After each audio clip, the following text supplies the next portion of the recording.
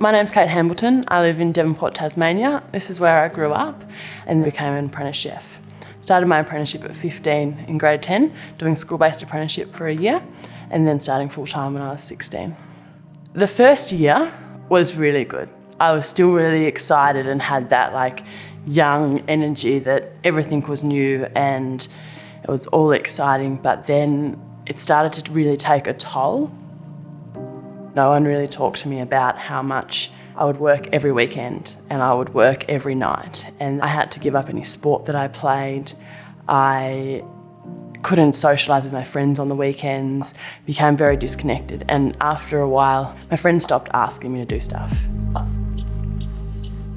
My life was work, and I would work really big 14, 15-hour shifts, sleep, get up and do it again. And my mental health declined a lot and I became very alone and no one to connect with, no one to lift me out of that space. And it becomes quite dark quite quickly. After working 2 years as an apprentice and my life changing a lot, I was very burnt out, I was very tired, I lost my passion, my excitement for it, and I wanted to quit. Creating a mentally healthy workplace is really important to enable your staff to feel comfortable and able to come to you and talk to you openly about their mental health. Some signs that you may be able to pick up on in your staff if they're struggling in a work environment is stress reactions, so being overly emotional, not being able to complete tasks on time or to the extent that they would usually be able to, not wanting to come into work and be a part of the team, calling in sick on a regular basis and feeling like they're under a lot of pressure. You may notice this in their behaviours, their mannerisms, communicating with you and other team members, and even how they communicate with people on the floor when they're serving customers as well. You may notice that they're not wanting to do the things that they used to do, like enjoying doing hobbies or things in their own time, overworking or underworking as well. I wanted to give it up. I wanted to go to university or college like my friends. It just seemed a lot easier and a lot better. But I had some good advice and I got a chance to be able to take leave. And so I turned 18 and then took 6 weeks off and backpacked around Australia. And it was really refreshing and nice, and I learnt a lot on that about how I need to balance my life. This is something that I do love and I am good at it and I want to keep doing it, but having a balance and finding other ways that I can make myself happy outside of work, so I wasn't so anxious when I was at work, and then I wasn't so depressed and I just wanted to sleep any chance that I had because I wasn't at work. Having a really good understanding as a manager of what good mental health looks like in the workplace, so that it has a flow-on effect with your colleagues. If you're the role model for your business, that will create a mentally healthy workplace. Educating your staff on what the signs and symptoms are themselves is really important as well, so that they can pick up on how they're feeling emotionally internally and what they might be able to do to put in place so that they can prevent the onset of emotional stress and help prevent burnout and fatigue.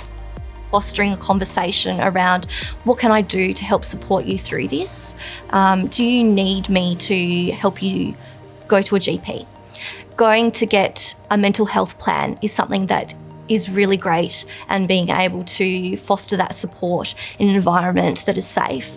Everyone will have their own self-care techniques that they can implement into their life, and things that they've done in the past that they may be able to do again if they're struggling, even just to keep those energy levels up.